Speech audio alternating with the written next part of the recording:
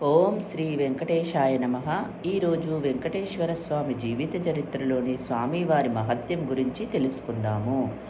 బాలాజీ అనే ఒక భక్తుడు ఉత్తర హిందూ దేశం నుండి తిరుమలకు వచ్చి ఆశ్రమమును కట్టుకొని స్వామి పుష్కరిణి తీర్థంలో 3 వేళలు స్నానం చేసి స్వామిని ఆశ్రమంలో పూజలు జరుపుకొనుచు స్వామిని ధ్యానించుచు పాటలు పాడుచు ఆనందముగా చిందులు త్రొక్కుచు పాచికలు ముందు ఉంచుకొని దేవుని ఆట తన ఆట అనే ఆడుచుండెడివాడు. అతన్ని చూసిన ప్రజలు దొంగ భక్తుడు అనుకునేవారు. ఈ విధముగా జరుగుచుండ ఒక దినంబున అకస్మాత్తుగా బాలాజీ ఆశ్రమం వెలుపల అలికిడి ఆయను. క్షణములో ఆ ప్రదేశంలో మార్పు చెందినట్లు తోచినది. మనోహరమైన పరిమళములతో ప్రకాశవంతమైన కాంతితో నిండియుండెను. భైరాగి చప్పుడేమిటని తల ఎత్తి చూడ మెరుపు వంటి కాంతి మధ్యన ఒక దివ్యమంగళ విగ్రహము కనిపించెను.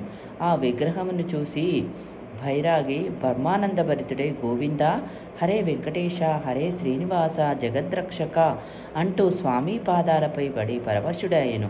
శ్రీనివాసుడు తన పాదములపై ఉన్న బాలాజీని లేవనెత్తి, బాలాజీ, పాచికలు ఆడుదాము రండి అన్న మాటలు విని భైరాగి స్వామికి తనపై కలిగిన దయకు తనలో తాను పొంగిపోయెను. స్వామిని భక్తితో తీసుకొని పోయి శుభ్రమైన జింక చర్మంపై కూర్చుండబెట్టి స్వామి యొక్క జగన్మోహన రూపంను చూచి జగత్తునే మరిచిపోయెను.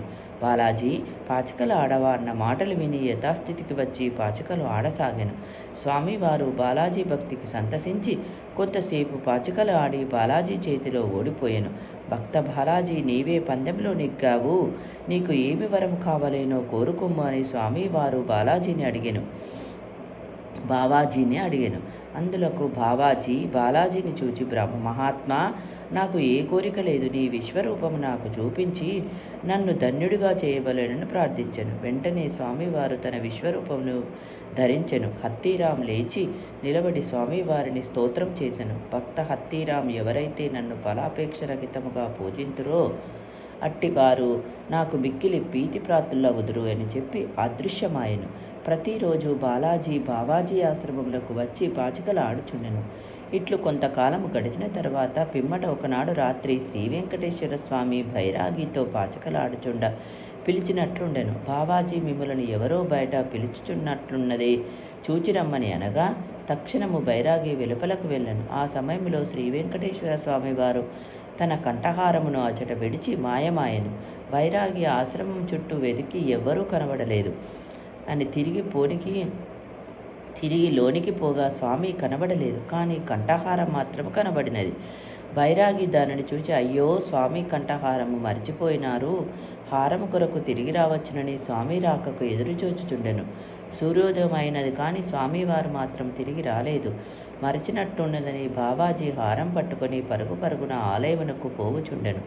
పూజారులు దేవుని మెడలో హారం లేదని గమనించి ఏమైనదో తెలియక తికమకలు పడుచు దేవస్థాన అధికారులకు ఆ విషయమును కబురు చేయగా అధికారులు పూజారులు కలిసి హారమును వెదుకుచుండెరి. అదే సమయమున బావాజీ హారం పట్టుకుని ఆలయం లోపలకు పరిగెత్తుచుండగా అతని చేతిలో ఉన్న కంఠాహారమును కొందరు గమనించి, అదిగో కంఠాహారము, పట్టుకొండి దొంగ బైరాగి అని అరవసాగిరి.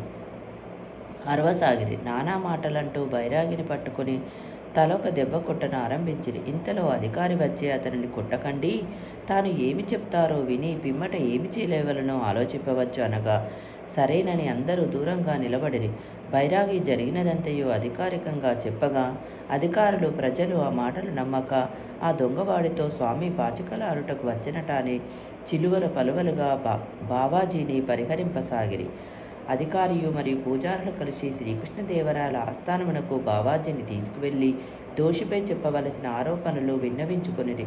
పూజారులు లేనిపోని నిందలు కొన్ని కల్పించి మరీ ఫిర్యాదులు చేసిరి.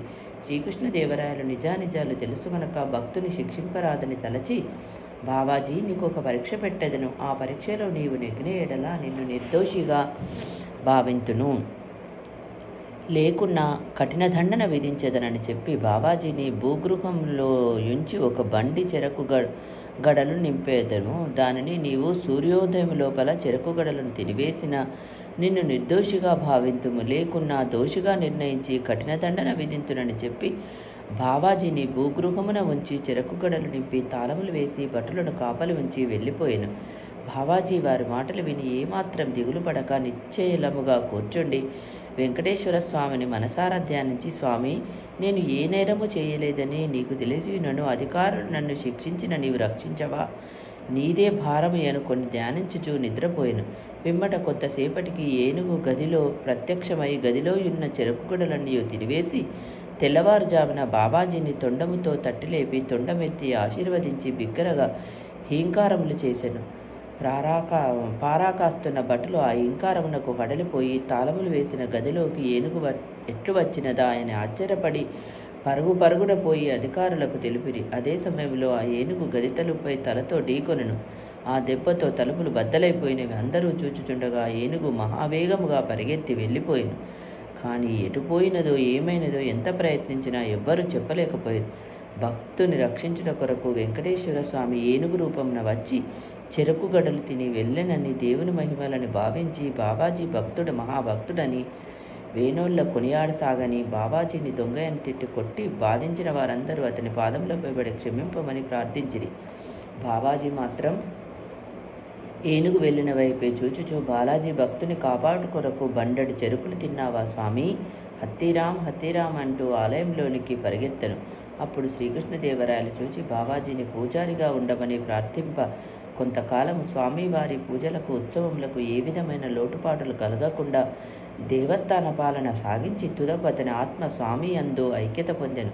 ఆ భక్తుని జ్ఞాపకార్థము స్వామి ఆలయమునకు సమీపమున దక్షిణ భాగమున ఒక మఠము కట్టబడి ఉన్నది. స్వామిని దర్శించబోవు యాత్రికులందరూ బాబాజీ మఠమును కూడా దర్శింతురు.